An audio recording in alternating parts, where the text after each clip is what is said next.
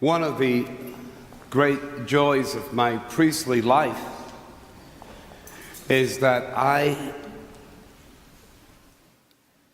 get the opportunity to prepare couples for marriage. And my 5 assignments as a priest in every parish I was assigned to, the parish was small enough that I could do the marriage, what we call marriage prep, myself. In larger parishes, often the priest can't do that because there are just too many weddings in any given year for one priest to accept responsibility for preparing all his couples whose weddings he's going to officiate, preparing them for marriage. But I've had the pleasure and the honor of doing so. I've been a priest for 34 years, and I average about 10 to 15 weddings a year. So you can do the math. And in my 34 years of working with couples as they prepare for marriage, with rare exception, it's been 1 or 2 times when I questioned myself as to whether or not their marriage was going to survive. A couple of those situations actually are still together. But in the vast majority of the couples that I prepared for marriage, they were deeply committed to their marriage, deeply committed to each other.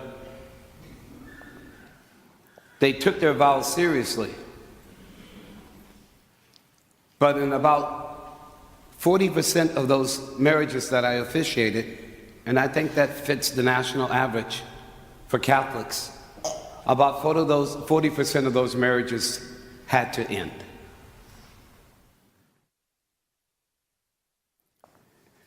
In the first reading from the book of Genesis, the author tells us that when 2 people get married, 2 become one. 2 become one. My experience is that that's not true. And I say that for this reason. When I'm preparing a couple for marriage, I always start off by sharing with them a line from a poem written by William Wordsworth. And in the poem, Wordsworth writes, "The child is the father of the man." To be more inclusive, the child is the mother of the woman. The child is the father of the man. The child is the mother of the woman. And by that, what Wordsworth is telling us is that we bring into our adult lives the sum of our childhood experiences. The good, the bad, and the ugly. And there are some things that happen to us in life as children that shapes and forms how we approach life for the rest of our lives that cannot be undone. It's who we are. So when a couple comes together in marriage, they bring into their marriage gifts, but they also bring into their marriage sometimes baggage. That when they get married, they assume that the love that they have for each other, the commitment that they have for each other, will somehow overcome the baggage that they bring to the marriage. And sometimes it just doesn't happen. 2 never become one. If they're fortunate enough, if they're blessed, the 2 learn how to live with each other's gifts and with each other's faults.